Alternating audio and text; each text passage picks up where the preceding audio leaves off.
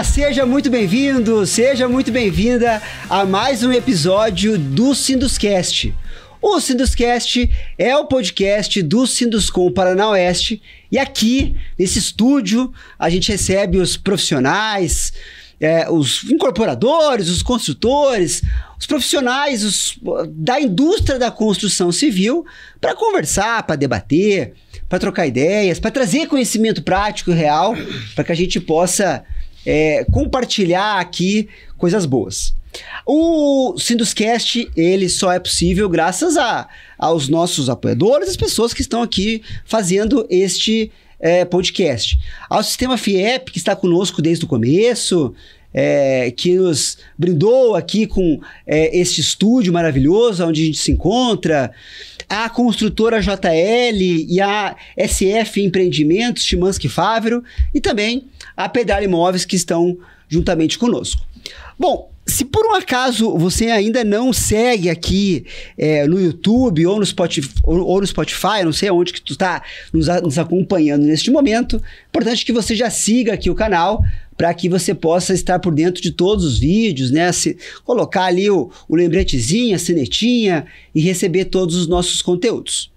Bom, eu sou Vinícius Lorenzi, sou o host aqui do Sinduscast e estou recebendo em mais um episódio aqui do podcast. Nós vamos falar hoje sobre incorporação de imóveis. Estou recebendo aqui dois convidados. Ronaldo Deitos, advogado, empresário, casado, pai de uma filha, reside em Cascavel desde 1985, com formação em Direito e Administração de Empresas, possui 15 anos de experiência de atuação em tabelionato de notas e hoje Perfeito. Ronaldo atua como consultor no ramo imobiliário, sucessório e gestão de empreendimentos. Ronaldo, seja muito bem-vindo ao Sinduscast. Obrigado pelo convite, sou muito grato pela oportunidade, agradeço. Tá aqui a presença do Sérgio também, né? E, enfim, é isso. Beleza. Estou aqui também com o Sérgio Casarotto, empresário, proprietário de uma consultora incorporadora, formado em administração de empresas e em ciências contábeis. Tem MBA executivo em estratégias empresariais, já foi coordenador aqui do Comitê da Casa e diretor do Sinduscom Paraná Oeste, casado, pai de 2 filhos, reside em Cascavel desde 1987. Sérgio, seja muito bem-vindo ao Sinduscast. Obrigado, Vinícius. A gente está sempre aí à disposição do Sinduscom e dos seus associados aí para colaborar com o que a gente consegue através do nosso conhecimento. Que bacana. Quando a gente fala em incorporação de imóveis, muita gente acredita que incorporar é simplesmente pegar ali um terreno, tem um terreno lá que tem um vizinho que eu estou querendo comprar o terreno, vou pegar o terreno dele, vou levantar ali uma edificação, vou sair vendendo. E aí, Ronaldo, é assim que funciona? Como é que é a real? Grosseiramente, bem por cima, seria isso, né? Mas não, né? A incorporação imobiliária, além do planejamento do empreendimento, da construção como em si, ela tem o planejamento do propósito do empreendimento, né? O empreendimento, ele visa atender, né? A incorporação visa atender ao construtor que quer ali vender na planta e otimizar o fluxo de caixa dele e levantar ali alguns valores para manter a obra um pouco com uma segurança, né, financeira mais estável ali, né? Nós temos até ferramentas jurídicas para ajudar nisso, mas em si também o objetivo que o próprio terrenista, às vezes um parceiro eventual ali do incorporador que quer para o imóvel dele, que tem que se visualizar, né, a forma como você vai levar o empreendimento, como você vai operacionalizar ele ao longo do período de execução, para evitar custos e transtornos desnecessários, né? Ô Sérgio, o Ronaldo, ele citou um ponto interessante, né? Que ele falou assim, né? A incorporação, ela visa atender o construtor, né? Com segurança. E a gente, hoje em dia, me parece que, assim, nos últimos anos, assim, tem ficado cada vez mais claro essa separação entre incorporação e construção, né? Enfim, em que consiste exatamente a atividade da incorporação? A incorporação, ela teve uma lei criada em 1964, justamente para disciplinar, e dessa lei depois vieram outros regulamentos, norma da BNT, etc. e tal. Porque é um assunto sério, é um assunto complexo. Muitas pessoas, elas adquirem um imóvel apenas na vida toda. Além disso, é um valor alto. Por mais barato e popular que seja o imóvel, ele ainda é algo que demanda um esforço muito grande para uma pessoa adquirir. Sim.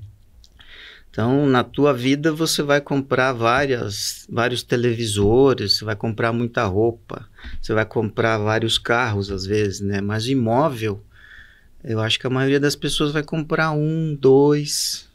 Então, é um assunto sério. Então, precisa ter uma disciplina quanto a isso.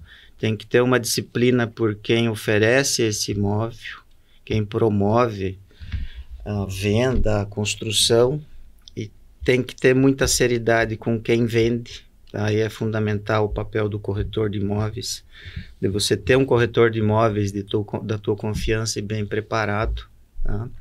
E da pessoa saber exatamente o que ela está comprando em termos de que aquele imóvel vai atender a necessidade dela, de que ele está sendo construído com qualidade e de que a pessoa tem capacidade para pagar ele, tá? Para que aquilo não vire um problema na vida dela também. Então, é um assunto sério, complexo. Outra coisa, você compra algum objeto, você compra um carro, você vai lá, compra, olha o que você está comprando. Nota fiscal é teu. O imóvel na planta, não. O imóvel na planta, você não está vendo ele. No começo, quando ele é lançado, só tem o terreno, o projeto. Aí, o que vai garantir que ele vai ser entregue da forma que você está almejando? É quem está construindo. Tá? Aí que é fundamental que a pessoa também se cerque de informações. Então, por isso até que foi criada uma lei específica para isso, pela complexidade, pela seriedade, e porque normalmente isso é uma promessa, né? O incorporador não está vendendo um imóvel, está vendendo uma promessa de entrega futura do imóvel. E a pessoa está adquirindo também algo que num primeiro momento é abstrato, é intangível, né? Ele vai se tornar tangível só no dia que a pessoa fizer a vistoria e receber ele. Pegar a chave. Isso, e escriturar, né? Legal que a gente trouxe aqui o Ronaldo e o Sérgio, que são duas visões que se complementam da incorporação de imóveis, não tem a menor dúvida disso, mas o Sérgio, ele tem a visão do incorporador, ele é o incorporador, né? É quem incorpora, né? Tem as suas incorporações, e o Ronaldo, ele tem já a visão mais o suporte documental, o suporte jurídico, né?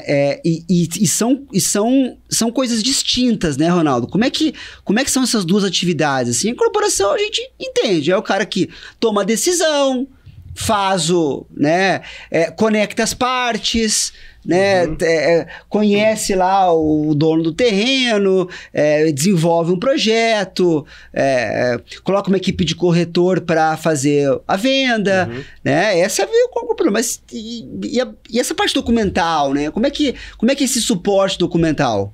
É o suporte documental, a parte de operacionalização ali da incorporação em si. A gente vai iniciar ali, né, buscando documentação do imóvel, das partes, né? O imóvel está lá quietinho, onde pode realmente haver um problema ali, uma dificuldade, talvez com as partes, né? O imóvel estando regular, não tendo nenhuma surpresa abaixo do nível do solo, né? Uma confrontação equivocada que partiu de um desdobramento, um desmembramento lá no início, quando o imóvel deixou de ser uma gleba rural e passou a ser uma gleba urbana, um loteamento urbano. Se nós não tivermos vícios nesse desdobramento, né, o imóvel está de forma adequada e correta. Então a gente vai buscar ver se, né, o que o incorporador quer para o empreendimento. O empreendimento é um pouquinho detalhado, ele tem uma peculiaridade aqui, um negocinho ali. A legislação atende isso? É possível de uma forma legal ou através de uma adaptação, alguma outra coisa, a gente conseguir uma solução que que dê para o incorporador entregar o empreendimento com isso resolvido, né? Ah, não, isso não é possível, talvez. Então tem que se revisar um pouco a forma como vai executar o projeto no caminho. Né? O próprio incorporador, ele fez a permuta com o terrenista.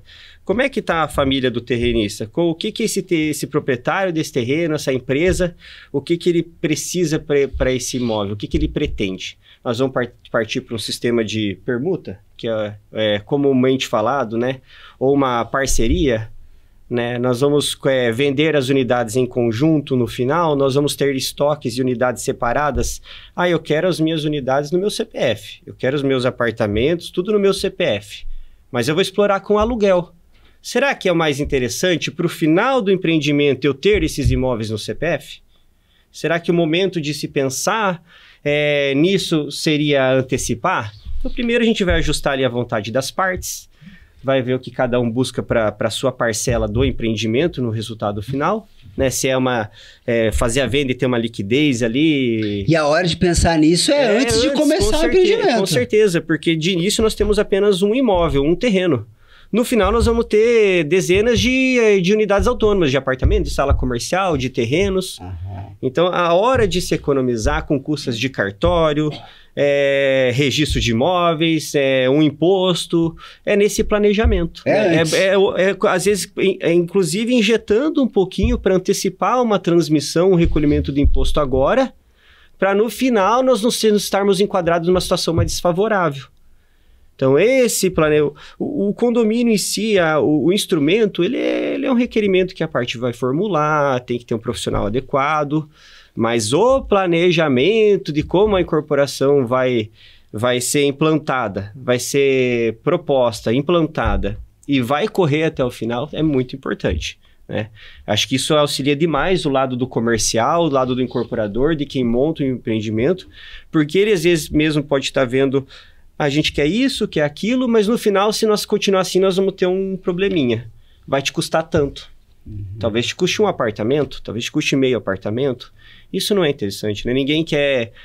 não é fugir de pagar o imposto ou deixar de pagar, mas ninguém quer perder dinheiro e colocar tempo e dinheiro em coisas e momentos desnecessários, né?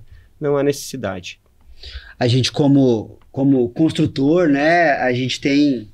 Até como o profissional da engenharia, ele é muito técnico, né? Ele já quer resolver o problema técnico da obra lá, já fica pensando tecnicamente na obra e acaba deixando de lado um pouco dessa área que é tão importante, né, Sérgio? Acho que a gente... Eu falo pela engenharia, não sei pela administração, mas essa disciplina não existe, né? Então a gente tem que aprender isso ao longo das nossas, né, do nosso empreendimento, assim, para que a gente não dê um start errado na nossa obra, né? O Ronaldo até falou em permuta, né? Que é muito comum as incorporadoras permutarem com o proprietário do terreno, né? Isso aí é igual a um casamento.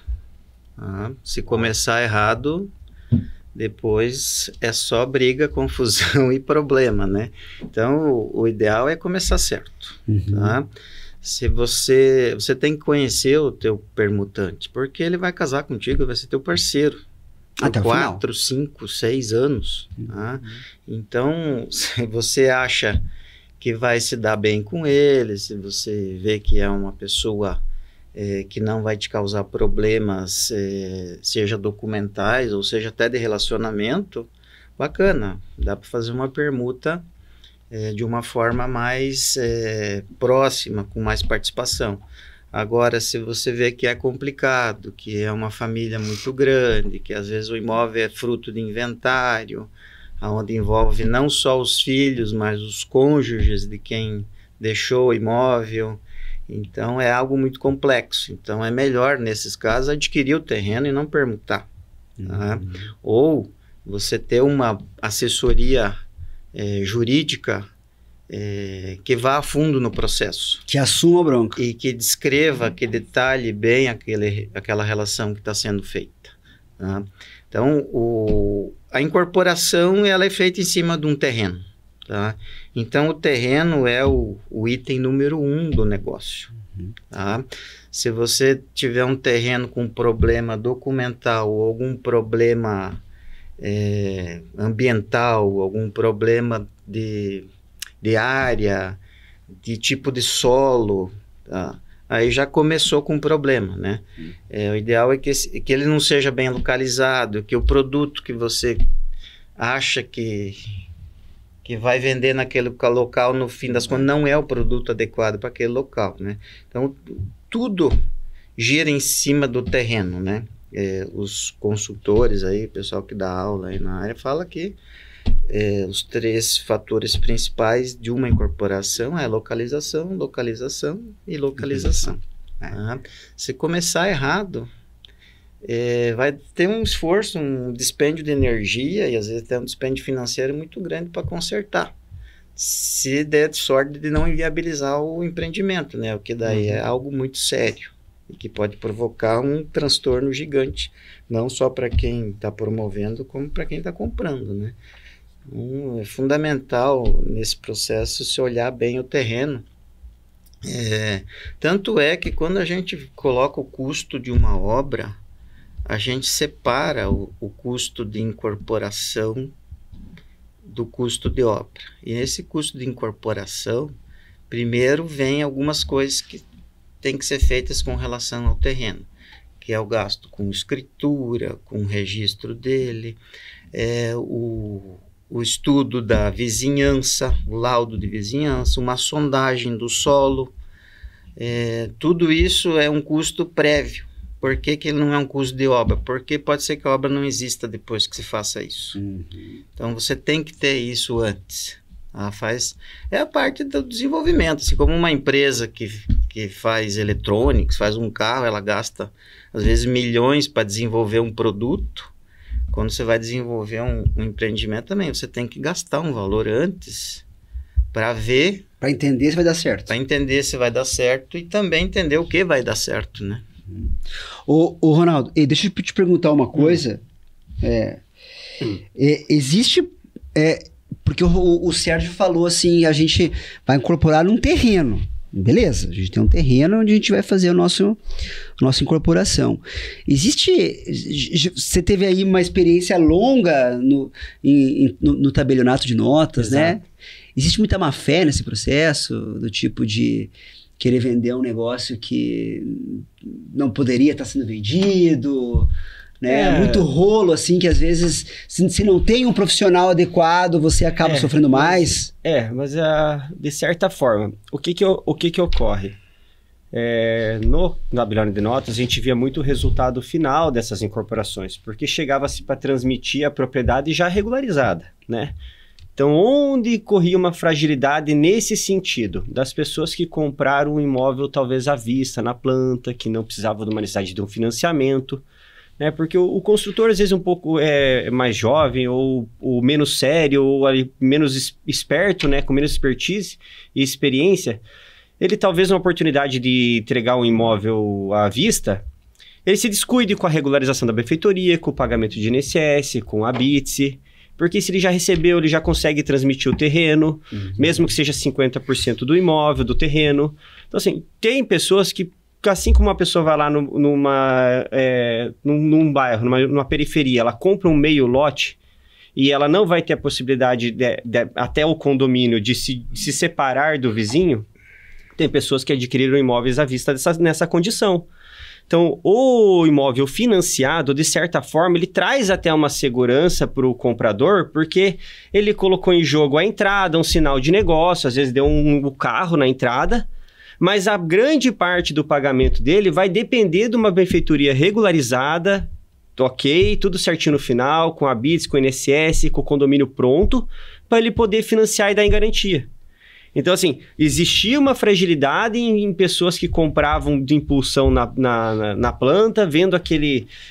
lá, vamos pensar com o advento do Minha Casa Minha Vida, lá no 2000 e pouquinho, 2007, 2008, acho que popularizou mesmo ali por 2010, 2009 a 2010. Tinha muita gente que comprava essa casa, entregava o dinheiro, esperava que a pessoa construísse e já estava quitada. Então ela recebia ali, às vezes, o imóvel com uma casa com alguns problemas, com uma propriedade não regularizada, aí ela descobria que ela ia ter que se unir ao vizinho dela, que ela não conhece, ela não sabe a índole, não sabe de onde veio nem para onde vai, e ela tinha que se unir a ele para eles buscar regularizar as benfeitorias. Então assim, nesse sentido, né? Lógico que tinham contratempos que a gente visualizava de incorporadores que de início não pensavam no parceiro, no permutante, né? É igual o Sérgio comentou. Esse casamento com o permutante que vai perdurar ali até, em grande maioria dos casos, até depois do encerramento da obra, porque tem aí um períodozinho ali que tem algumas coisinhas para resolver, se você não pensar também nele, ele tinha a opção de vender o imóvel, ele optou por fazer uma permuta ou uma troca em unidades, porque seria uma vantagem econômica ali para ele, no negócio. Então, se a incorporadora, a empresa, não pensar nele também, ele não vai ter esse resultado no final. E se ele não tiver resultado no final, a conversa que vai rolar é que o negócio não foi bom. E aí pode ser que se alongue mais do que... Pode ser que se alongue e essa empresa tem dificuldade de fazer bons negócios também no futuro. Então, eu acredito que pensar também, né, o projeto em si, quando você faz a permuta ou busca ali, pensar no dono do terreno, você tem maior chance de sucesso de ser... E no boca a boca você ser reconhecido na praça, né? Legal. Isso é importante. Sérgio, quem que pode incorporar? Quais são as formas de incorporamento, de incorporação? Gostaria primeiro de complementar aí a fala do Ronaldo. Historicamente, em Cascavel, a gente que está aí junto no comitê imobiliário aqui do Sinduscom, a gente não tem um histórico aqui de má-fé em Cascavel. Legal. São casos raros e escassos quase. O que a gente tem é muitos leigos no setor. Perfeito. Tá? Então, a gente tem coisa muito mal feita, permutas feitas de qualquer jeito, empreendimentos em que não há uma preocupação com os projetos, corretores de imóveis que não recebem da incorporadora o treinamento adequado e acabam passando pro comprador informações equivocadas. Perfeito. Tá? Tem má fé de alguns, tem muito poucos. Tá? A maioria é falta de preparo ou até falta de informação por parte da incorporadora. Tá? Isso é um dever dela. Se ela tá vendendo, se tem alguém vendendo para ela, ela é responsável por essa venda. Então esse vendedor ele tem que estar qualificado. Então se ela passou uma opção de venda para um corretor sem qualificar ele ou sem ver se ele é qualificado, então é um pecado dela, né? Uma falha dela. Perfeito. Então a má fé não é o que mais causa problema no setor, mas sim essa falta de expertise, de buscar conhecimento, de buscar ter uma equipe administrativa e operacional melhor, né? Porque o cliente ele compra, sim, às vezes sem muito critério, né? Então quem vende que tem que ter o critério, que tem que ter a preocupação de vender e de fazer um produto se utilizando das melhores ferramentas e dos melhores profissionais. Bacana, bacana. Voltando à tua pergunta agora, que eu esqueci. Quem pode incorporar e quais são as formas de incorporação? Então, quem pode incorporar, num primeiro momento, é o proprietário do terreno, tá? Ou quem é cessionário dos direitos desse terreno mediante uma permuta, tá? E existe uma forma de fazer essa permuta, tá? O que é muito usual é deixar o proprietário do terreno ali na matrícula, tá? Não é exatamente o correto, porque quem está na matrícula é incorporador junto, tá? Então ele pode ser chamado a responder por algum problema na incorporação. Então o ideal é tirar ele da matrícula mediante uma escritura e colocar ele de volta depois somente com as unidades que ele adquiriu. Você vai gastar 2 ITBIs, mas não tem o que fazer, tá? Só se o teu parceiro permutante Topar, contar com a sorte. Sim. Tá? E ele confiar muito em você. Normalmente a relação de confiança existe. Tá? Mas é uma economia que não deve ser feita. Tá? Boa dica. O ideal é isso. É 2 ITBI. Um para botar no nome da construtora ou da SPE que ela criou para aquele propósito. Uhum. E depois colocar somente as frações de volta para o proprietário do terreno. Então, via de regra, quem pode incorporar no primeiro momento é o proprietário do terreno ou quem tem adquiriu ele por permuta. Uhum. O construtor também ele pode incorporar. Tá? E até uma curiosidade que tem na legislação, um terceiro elemento que eles colocam na lei é o corretor de imóveis. Como o incorporador assim mais raiz, então seria o dono do terreno, o construtor e o corretor de imóveis. Tá? As formas de incorporar são várias formas. Você pode fazer uma incorporação de um prédio, tá? Você pode fazer a incorporação de sobrados, sem que cada um tenha um terreno com uma matrícula individual. Você pode fazer um condomínio, incorporação de casas, poucas casas ou muitas casas. Você pode fazer um condomínio fechado de terrenos, tá? Sem necessariamente ter as unidades construídas ali. Até uma legislação recente do condomínio fechado que possibilita isso. Até então era fracionamento de terreno e todos ficavam dentro de uma matrícula, né? Agora temos uma legislação que já permite ter a figura do lote em condomínio fechado como matrícula individual, né? Desde o início da incorporação. Desde o início. Isso possibilita que a pessoa até financie o lote e financie a construção de uma casa em cima dele, né? Quando você faz um condomínio edilício de uma grande área, aí não possibilita o financiamento e nem o financiamento da construção, porque não existe uma matrícula própria, individualidade, né? Todos são donos daquele terreno, embora seja dito qual que é a fração de cada um, mas como não tem uma matrícula, acaba que o imóvel todo entra em garantia de um financiamento, então não é possível fazer um financiamento de um condomínio edilício, tá? Exceto se a incorporadora construtora promover um financiamento de imóvel na planta, tá? Mas aí as unidades têm que ser construídas de qualquer forma, tá? Aí sim, é possível financiar, porque de uma vez só a incorporadora coloca no banco o que ela vai fazer e as etapas, e o banco vai liberando, vai fazendo medição, etc. e tal. Então é um grande financiamento na planta. Aí sim, o condomínio edilício funciona. Mas o condomínio edilício onde cada um vai atrás do seu financiamento. Então imagine eu lançar um prédio, sei lá, com 20 apartamentos, daí você, Vinícius, vai lá na Caixa e pede para a Caixa financiar uma unidade que você vai comprar lá. Daí o Ronaldo vai lá no Bradesco e pede para financiar uma outra unidade. Tá, mas e o resto das unidades? E a tua unidade está lá no 10º andar, e as unidades de baixo, quem é que vai pagar? O banco quer saber, porque ele precisa daquela unidade em garantia. Então como é que ele vai liberar dinheiro para ti se a tua unidade depende das outras? Tá? O banco quer saber do todo. Tá? Então você tem que financiar o todo, mesmo que você financie só uma pequena parcela e o resto dos recursos sejam próprios. O banco quer saber que você financie esse todo, né? E cabe ao incorporador fazer isso, né? Então, essas são as formas de incorporar, né? Seja prédio, seja sobrado, casa, seja condomínio de lotes. Durante a fase de construção, quem vai garantir a entrega e que vai possibilitar condições de financiamento não é as pessoas individualmente, é o incorporador. Tá? Lógico, a pessoa vai ter que ter crédito, vai ter que atender as prerrogativas do banco de crédito, mas o incorporador é que vai ter que possibilitar essa necessidade de financiar.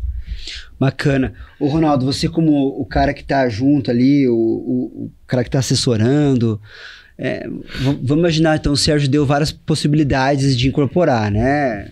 Seja construir sobrados, um edifício, um condomínio. Mas beleza, tomei a decisão, né? Quero incorporar. Qual que é o passo a passo disso aí? Como é que onde que eu começo? Vamos até continuar ali, complementando um pouco o Sérgio também. Ele falou ali dessas questões dos custos iniciais, que daí pagar 2 ITBI, e da forma correta de fazer uma permuta. Às vezes tem gente que busca fazer uma sociedade através com um propósito específico, que é a famosa SPE. Então, assim, e essas dificuldades de início, esse investimento inicial é o que o pequeno incorporador tem bastante dificuldade. E é ali que ele vai pecar, porque ele desconhece a necessidade de ter esse capital para injetar ali, para fazer o estudo adequado do empreendimento e realmente de chegar no momento e ver que não é viável e voltar e partir para outra. Então, às vezes, para ele não tem essa alternativa. Ele conseguiu fechar um negócio com um terreno ou com um terreno e comprar um imóvel ou um terrenista, ele vai seguir, vai dar um jeito de fazer uma incorporação ali, porque ele não tem como desistir, perder esse tempo e tudo. Isso já vem também de uma pessoa com um pouco mais de expertise e mais estruturada, né? Com a empresa mais estruturada. No âmbito das incorporações ali, seja vertical, prédios ou horizontal, né? De casa, sobrados, o condomínio, nós dependemos, né, que a aprovação da obra pela instituição financeira de crédito seja aprovada, né? A pessoa em si, ela tem que ter o crédito no Registrato. Qualquer pessoa pode pegar o seu cadastro Gov, entrar no Registrato do Banco Central, e digita no Google Registrato, você vai ter acesso ao registrado, lá vai ter, de forma assim, bem simples, bem singela, um limite de crédito que vocês, dentro do Brasil, já está pré-aprovado para você. Então, a pessoa quer saber quanto que hoje é garantido que eu não vou ter problema. Eu vou comprar um imóvel, eu preciso financiar tanto. No Registrato, lá diz qual que é o teu crédito. Registrato. Lógico que quando você tem um cartão de crédito com um limite de 20 mil, se você tem um crédito de 200 mil pré-aprovado, garantido, né, pelo teu score, que você vai ser liberado para você, a partir do momento que você tem um cartão de 20 mil de crédito, já perdeu 20 mil dos teus 200 mil de crédito. Então, ali começa a comer um pouco do crédito da pessoa. Às vezes, ela tinha uma qualificação boa, ela chegava para financiar o imóvel e ela perdia nisso. Mas voltando ali à questão das incorporações, né? O Sérgio comentou do condomínio edilício e das unidades fracionadas. Boa. E do terreno, dos terrenos. O que acontece? Nós não tínhamos na nossa cidade uma legislação específica que se aplicaria a condomínios fechados, tá? Então, o que o pessoal, em alguns condomínios que a gente tem, que já está um período, 10 anos já concluído, o pessoal já está com casa construída, o que acontecia? O pessoal aprovava a incorporação, porque a incorporação ela não é das pessoas, ela é das benfeitorias. O condomínio é das benfeitorias. Então, você diz que num terreno de 400 metros, você vai construir 2 casas de 100 metros com direito de uso privativo de 200 metros de terreno para cada uma, tá? Aí você pode ir lá e construir uma casa, fazer a instituição parcial e abrir a matrícula dessa unidade, e você fica com uma proposta de construção de uma segunda casa ali na matrícula, tá? A nossa legislação, ela permitia o condomínio, o loteamento, o parcelamento de solo regular, talvez o loteamento com vias públicas e tudo mais, e nos permitia que fizesse o condomínio de casas. 4, 5 casinhas iguais, todas similares, né, com plantas e tipos parecidos, já pré-aprovados, para a construção. Diante dessa oportunidade, buscando viabilizar a venda de condomínios fechados, o que o pessoal começou a fazer? Começou a incorporar uma casa de 20 metros quadrados, 26 metros quadrados, 30 metros quadrados, com direito de uso privativo de 300 metros de terreno. Então, nós tínhamos um condomínio edilício de 200 casas de 25, 26 metros quadrados, cada uma com direito de 200, 300 metros de terreno. Mas para você individualizar a tua matrícula, né, você precisa concluir a benfeitoria. A tua benfeitoria aprovada é uma proposta de uma casa de 25 metros quadrados. E para você financiar uma construção ou financiar a própria obra, né, você deveria ter as unidades já, de certa forma, os projetos já aprovados, regularizados no condomínio, ou seja, quem for construir uma casa de 250 metros vai ter que corrigir o condomínio e adequar o condomínio para ter o projeto dele, uma vez que era uma casa de 26 metros, E a construção, o financiamento disso dependeria dessa abertura da matrícula individualizada, que só ocorre com a conclusão da obra. Claro. Então, quem acabou adquirindo um terreno, mas que não era um terreno, era uma proposta de edificação de uma unidade em condomínio edilício, com direito de uso de 200 metros de terreno, acabou ficando uma dificuldade ali para financiar uma obra. Então, a pessoa, ela acabava às vezes até conseguindo parcelar o terreno com a incorporadora, com a vendedora, mas ela não tinha o capital, ela tinha que ter o capital para construir. Então, isso também gerou umas dificuldades.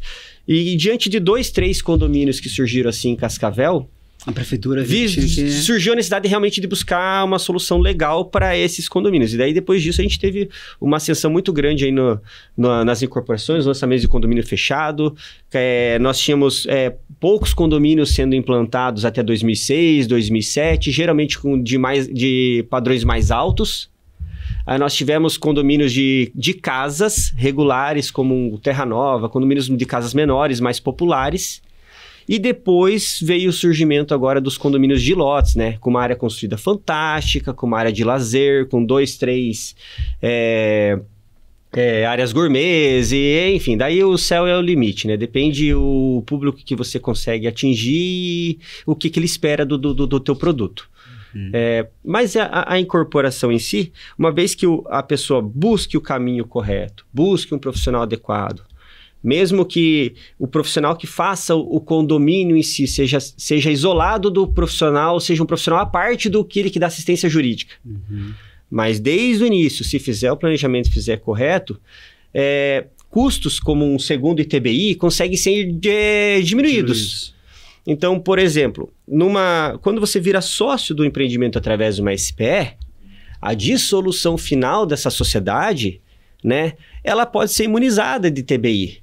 O problema é que é imunizado para quem não vai explorar o imóvel e para quem trabalha com CPF. Então, quem for explorar o imóvel no CPF já não faz mais sentido, porque a carga tributária é elevada, você tem o imposto de renda, se você for fazer uma venda, você tem o ganho de capital. Então, tudo vai de pôr na balança, pôr numa planilha Excel e ver até que ponto compensa. Compensa seguir por esse caminho? Se chegar no final e eu for alugar e for vender, o meu lucro, o meu imposto vai ser menor do que se eu colocar hoje numa empresa, na minha empresa, e for vender através da minha própria empresa? Então, isso também é um custo que não é do incorporador, não é dele, essa parte de final. Alguns até fazem as parcerias, as permutas, ou arcando com esses custos, mas em via de regra não é dele. Mas a oportunidade de olhar para esse custo e olhar para o proprietário do terreno é no início da obra. Aquele incorporador que não olhar para o proprietário do terreno e para esse planejamento no início da obra vai dele levar vai ter complicações, vai ter surpresas que ele não vai gostar, vai ter custos em momentos que não é o momento, né? Ali de início a obra, ela tem um startzinho, mas o Sérgio pode falar muito mais disso, ela tem as suas dificuldades. Para o final dela também, se não foram vendidas todas as unidades, talvez comece a apertar um pouco o caixa. E se você chegar no final e descobrir que tem 100, 200, um apartamento de custo para resolver uma coisa que não precisava ter se criado, né? Um problema que não tivesse se construído, é bem interessante. Então, esse planejamento antes, principalmente para os incorporadores de início, aqueles que querem começar agora, busquem nas primeiras essa consultoria, esse atendimento, para vocês saberem como começar isso aí, para pegar essa expertise o quanto antes, porque caso vocês forem aprender na prática, isso vai doer no bolso, né? Isso vai custar, com certeza. Quer complementar, senhor? Também tratando desse assunto, as formas de incorporar, né? Basicamente nós temos 3 formas. Então, o proprietário do terreno, a pessoa física, constrói um prédio, compra tudo em nome dele, contrata a mão de obra em nome dele, ou contrata um empreiteiro de mão de obra, e no final ele tem todas as unidades no nome dele e vende. Na pessoa física. Isso. Então aí é a figura bem pura do incorporador que não sofreu nenhum tipo de alteração ou transferência de propriedade durante o processo. Nós podemos ter também a figura da construtora incorporadora que faz os empreendimentos dentro do CNPJ dela, daí abre lá um centro de custo contábil para cada empreendimento.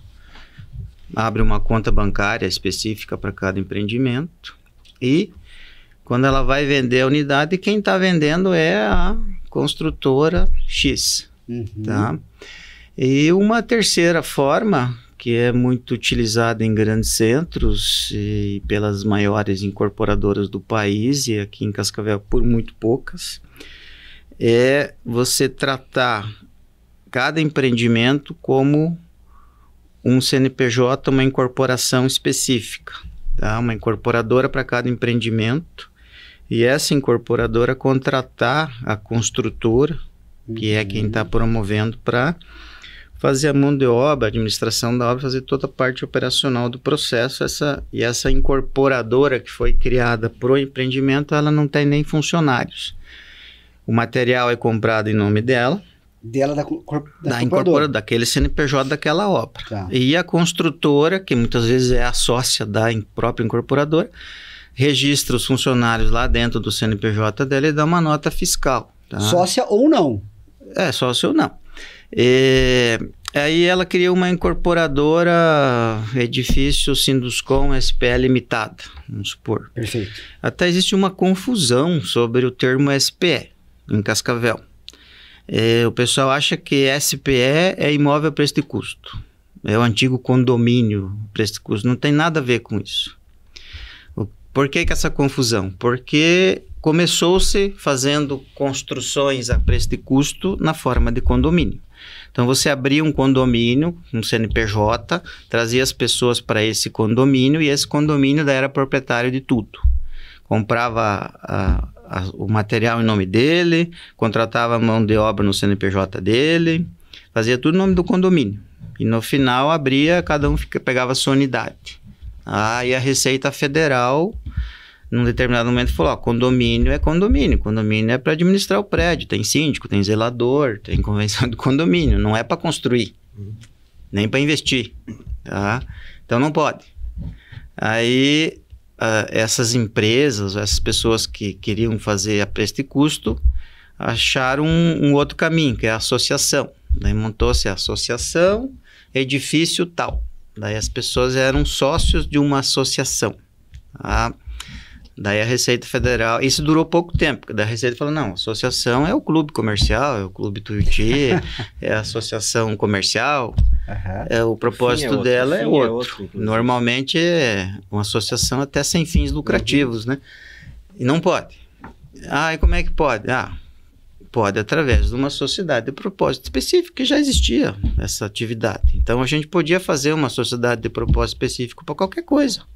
A gente podia comprar um carro para viajar, várias famílias. Vender celular. Isso. Só compra celular e revende. É o propósito específico dela. Se ela não contrata mais nada, ela não faz mais nada. Ela tem um prazo de duração, né? Então a gente podemos fazer uma sociedade de propósito específico para fazer uma excursão. Entendeu? Entendi. Não quer dizer que é preço de custo, mas existe essa confusão, tá? Porque a SPE é a confusão.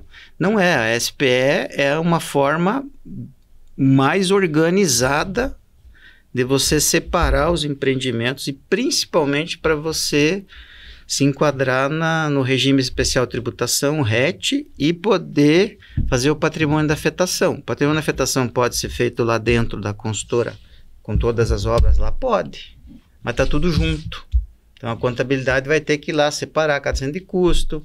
Aí você vai ter que ver na nota fiscal para onde que foi aquele gasto, porque vai estar tudo no mesmo CNPJ, né? Então, comprou cimento para 5 obras, vai estar tudo no mesmo CNPJ. Quando você faz a SPE, fica tudo mais fácil, porque fica tudo naquele CNPJ, ele tem uma contabilidade específica.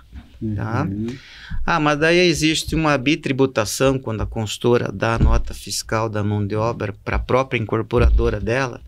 Não, porque... Se eu contrato o funcionário dentro da incorporadora ou dentro da construtora e essa incorporação está dentro da consultora, eu não me enquadro na desoneração da folha. Então, eu tenho que pagar os 20%, mais todos aqueles terceiros lá que dá 27%, 28% no fim das contas. Tá? Quando eu faço uma nota fiscal da construtora para a incorporadora, mesmo sendo dela mesma, eu caio na desoneração. Aí eu vou pagar 4,5% sobre a nota fiscal. Então, eu tenho uma economia de 20 e poucos por cento de INSS para 4,5%. Mas eu tenho uma nota fiscal que eu estou dando, que vai me dar mais 11, 12% de imposto de prestação de serviço. Somando os dois, às vezes dá menos. Interessante. Via de regra, no máximo dá a mesma coisa. Bom, você dá a mesma coisa, mas é mais organizado e mais fácil de fazer a contabilidade, fazer o patrimônio de afetação. Vai nesse caminho. Então vai nesse caminho da SPE, tá?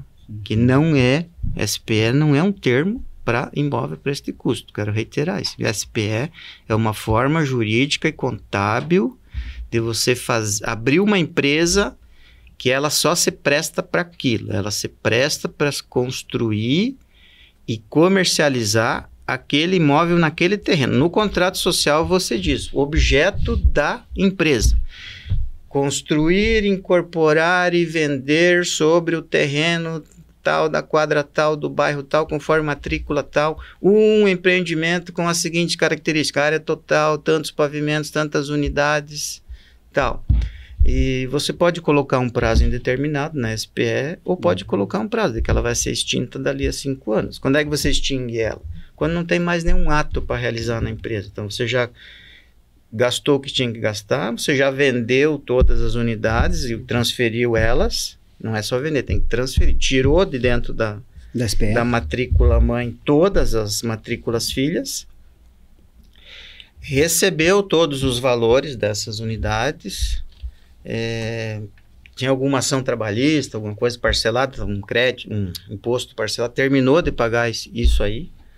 Não tem mais nada, nenhum ato para realizar dentro dela, contabilmente. Aí você fecha a SPE. Então, é o propósito específico de fazer acontecer aquele empreendimento até que ele vire um condomínio com proprietários. Uma outra vantagem também na questão documental da SPE é que no primeiro empreendimento, a consultora de primeira viagem, ela não vai visualizar esse problema. Quem vai visualizar o problema é a construtora na segunda, terceira obra dela, que é o quê? Você veio com o teu CNPJ construindo e faturou. Mas até o final, se você teve venda à vista ou uma eventual outra negociação parcelada, mas que não foi financiada e não se transmitiu a propriedade, essa propriedade vai ficar em nome da tua construtora, até a transmissão final. Mesmo com a transmissão final, se o adquirente, o comprador, não pegar a matrícula no nome dele e levar na prefeitura, em regra, a prefeitura não atualiza o cadastro de IPTU e lixo e de tributos, né, de manutenção, pro nome desse comprador. Então, o que ocorre? Para você instituir condomínio, que você já está com a obra pronta, chegar no final e resolver de uma vez só, você não apresenta certidões fiscais, você não apresenta certidão de feitos ajuizados, certidão nenhuma. Já com a... Como é que eu vou te explicar? Com a incorporação, para incorporar, você precisa passar por um rito. Você tem que apresentar certidões de feitos. A lei da incorporação ela é branda para a instituição porque a obra está acabada, mas para a incorporação ela é bem taxativa. O rol é bem taxativo, documentos têm que ser apresentados. Então você vai chegar num momento que você está fazendo a terceira obra, você vai lançar um prédio no padrão melhor, está tudo certo, os teus projetos estão tudo ok, não tem nada errado. Mas você precisa de uma certidão positiva com efeito de negativa ou negativa municipal. E você tem 10, 12 compradores de apartamentos das obras anteriores que não pagaram IPTU e lixo naquele ano. Então você tem um problema de realmente nesse sentido de estar fazendo o mesmo uso também do mesmo CNPJ. Então, além das alternativas para trazer a segurança, para trazer um melhor enquadramento fiscal e tudo mais, documentalmente um CNPJ novo para incorporação, ela ocorre com mais facilidade. Eu tenho clientes que nós estamos com a obra andando, a incorporação está tudo ok, e a gente estava apresentando as certidões para incorporação e para fechar. Nesse meio tempo entrou o IPTU e lixo em Cascavel, e agora nós estamos correndo atrás das pessoas para pagar ali 1.000, 2.000 de IPTU e lixo, porque está com 160 mil de IPTU e lixo no nome da construtora. Caraca. E ela depende dessa certidão para incorporar o prédio que está em andamento. Mas isso por quê? Porque até então ela não estava buscando uma assessoria adequada, essa construtora. Ela já vem com várias obras em andamento, mas as coisas estavam acontecendo ok. Agora, chegou nesse momento, ele teve um problema no próprio CNPJ dele que não é dele. E ele vai ter que resolver de alguma forma, seja por conta própria ou dependendo dos terceiros, dos adquirentes, para liberar isso aí. Vai causar um gargalo, vai trazer um atraso na incorporação dele. Então, esse quesito do CNPJ novo é interessante documentalmente também.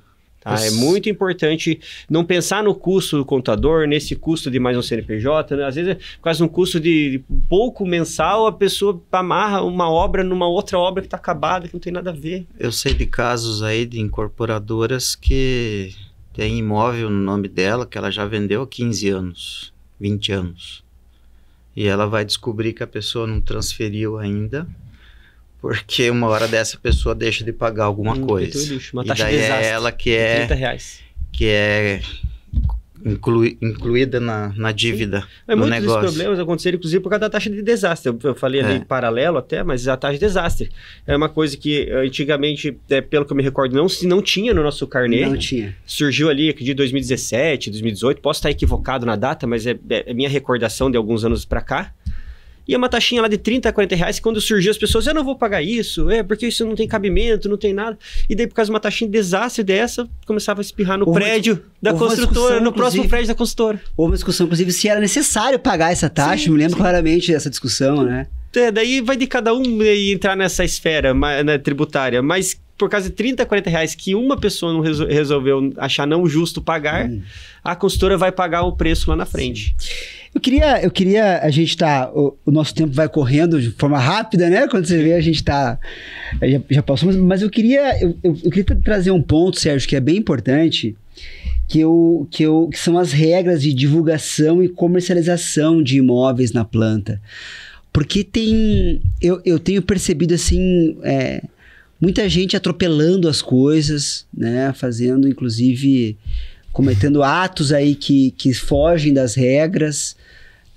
Eu gostaria que você falasse um pouco sobre isso, até a título de uma informação que ela é necessária. As pessoas precisam entender sobre isso, né? Dessas regras. Como eu falei antes,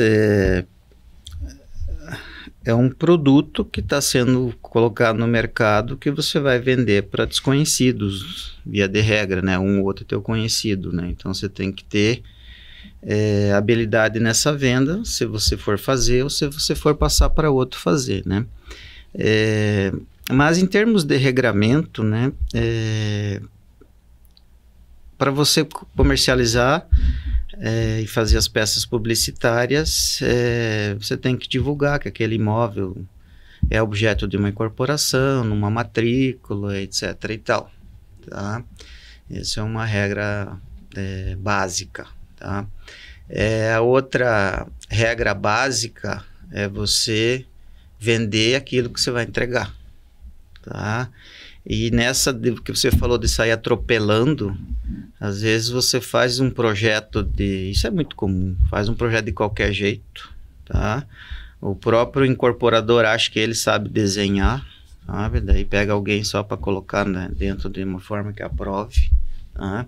E já sai vendendo depois que ele vai contratar o estrutural, daí o estrutural fala, não tem como botar essas garagens aqui porque eu tenho que botar pilar, né?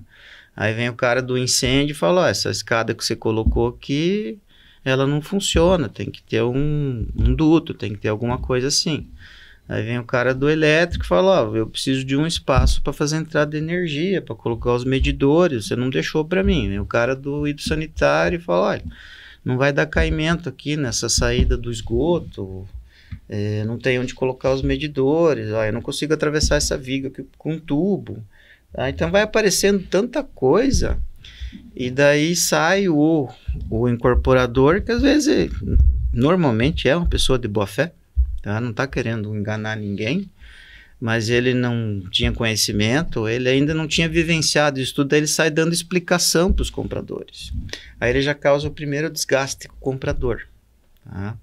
Dali para frente o relacionamento dele com o comprador já está meio atravessado, desqualificado, e na hora de entregar o imóvel ele pode ter problema com o outro. Por quê? Porque você me vendeu um negócio, mas agora por causa da escada minha cozinha ficou menor, não sei o que, tem um tubo aqui que porque agora me tirou um espaço para um armário, eu não vi que tinha isso. Né? Então, a minha garagem você prometeu com tanto de distância, ela tá com tanto, né? Isso.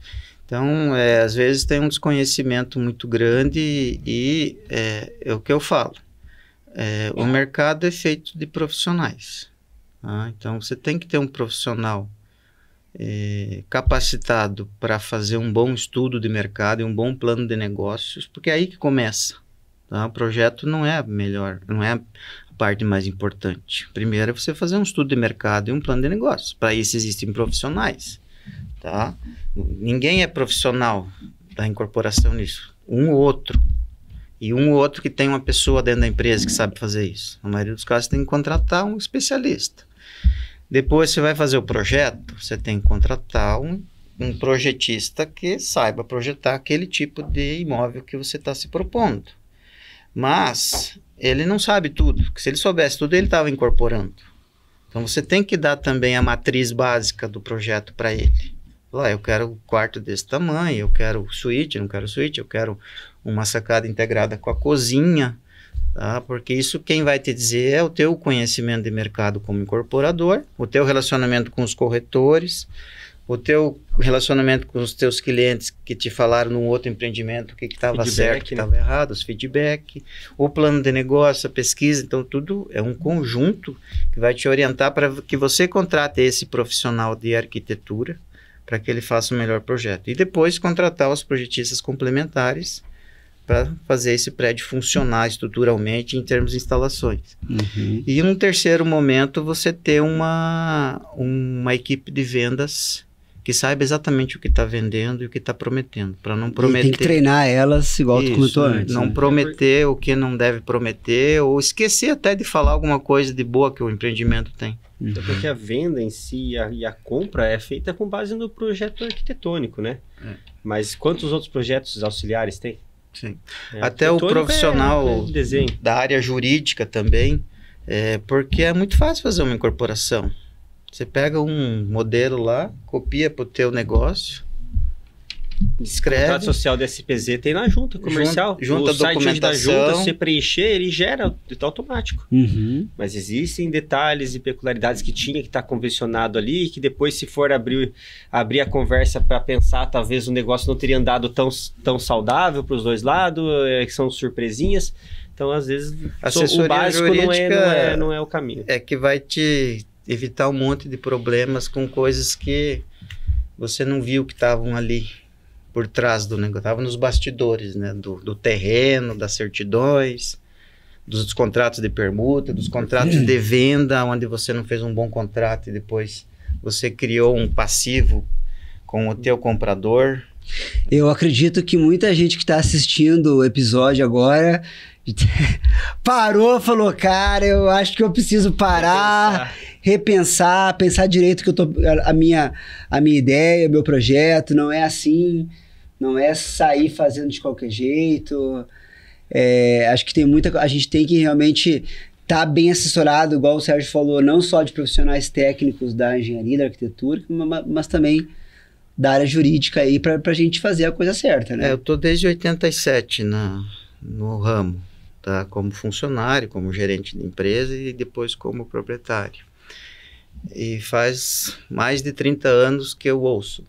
Tem que lançar porque está vindo outro. Tem que lançar porque está vindo outro. E se eu não lançar, um outro toma conta. Faz 30 anos que eu estou ouvindo isso. Antes. E nunca vem esse momento em que alguém toma conta e você fica sem possibilidade. Então, nessa de, tem que lançar logo porque está vindo alguém. Você atropela a coisa que não poderia. Atropela a coisa, lança algo que depois você fala, pô, por que eu lancei? Não ganhei nada nesse negócio, só ganhei estresse, só ganhei... E ainda às vezes sai numa saia justa, né? É. Você coloca uma saia justa com o fornecedor, com o prestador de serviço, com o adquirente, com o corretor que estava espelhando a oportunidade em vocês e assim por diante. Muito interessante.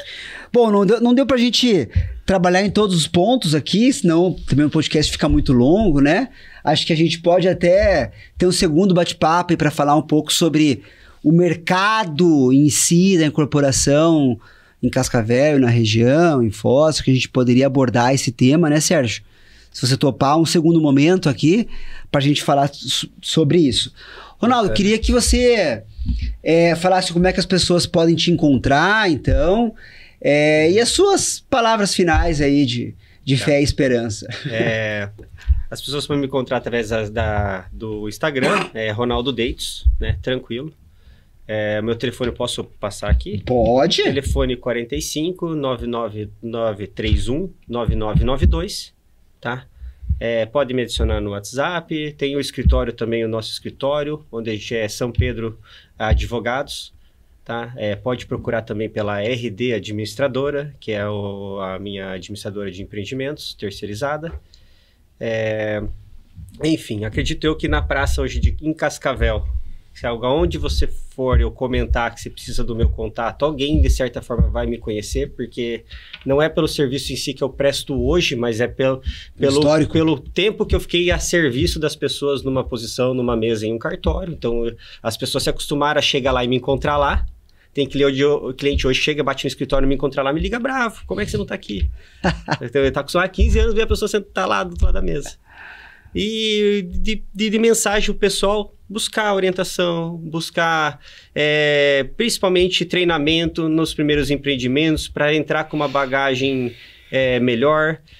Não começar como aconteceu com construtoras hoje, até famosas em Cascavel, que começaram com perfil de produto, acabaram se incomodando, tendo até problemas, depois tiveram que fazer um investimento muito grande para elevação do nome, para presença de mercado, né, para você aparecer de volta numa outra proposta, né?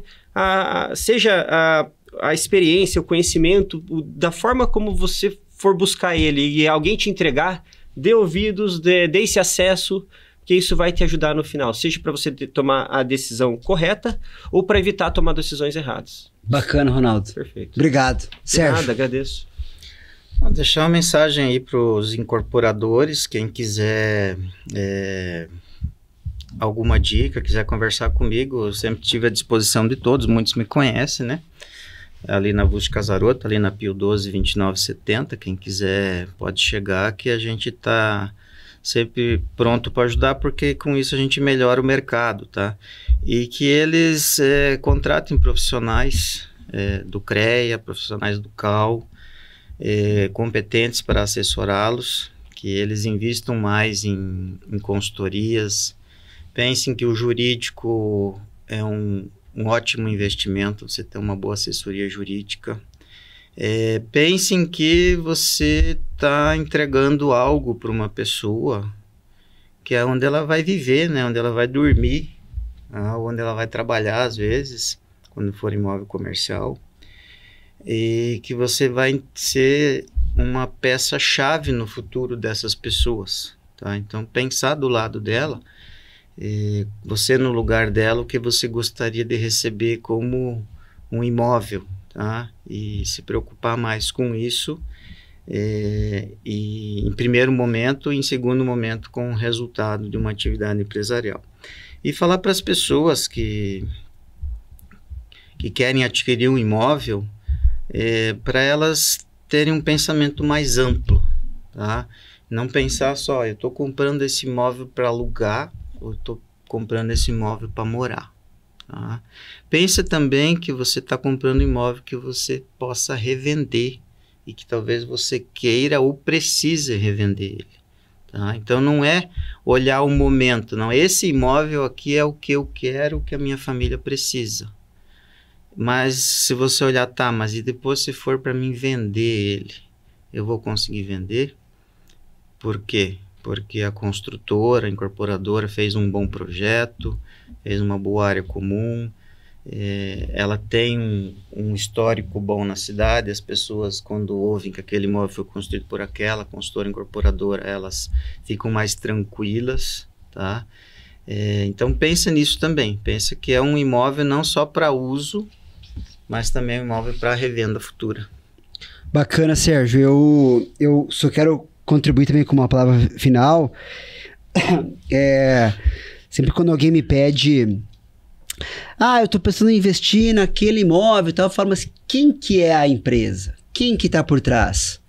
Ah, não sei. Eu falei, mas como que você não sabe, cara? Você precisa saber. Não, é um cara lá e tal. Não, você tem que entender quem que são as pessoas que estão por trás, né? Quem que projetou aquilo lá, quem que tá fazendo aquele trabalho, né? Porque senão a gente acaba ficando à mercê do produto que nos for entregue, né? Sem ter aquele conhecimento necessário, porque você está adquirindo, igual o Sérgio falou, aquele imóvel que pode ser o único da sua vida, é o sonho e assim por diante. Bom, chegamos ao fim de mais um episódio do nosso Sinduscast, passamos aí de 1 hora de episódio. Quero agradecer novamente a FIEP, nossa patrocinadora, a Construtora JL e a SF Empreendimentos. Agradecer também a presença do Ronaldo, do Sérgio novamente, obrigado por terem vindo. Se você não segue aqui ainda o canal do YouTube ou o canal do Spotify, siga agora mesmo. E se puder, encaminhar esse vídeo ou este áudio aqui do podcast para algum colega, algum contato seu que tenha interesse em incorporar ou que tenha interesse em adquirir um imóvel. Talvez tenha muitas contribuições que foram trazidas nesse momento que podem auxiliar, que podem ajudar. E o intuito desse podcast é exatamente esse, é ajudar, é fazer com que a gente possa compartilhar um conhecimento de qualidade e que as decisões possam ser tomadas de maneiras mais assertivas. Quando a gente entende que o mercado cresce, quando todo mundo tem mais conhecimento, é ali que a gente evolui como associação, como sindicato, como empresa, como profissionais. Muito obrigado e até o próximo episódio.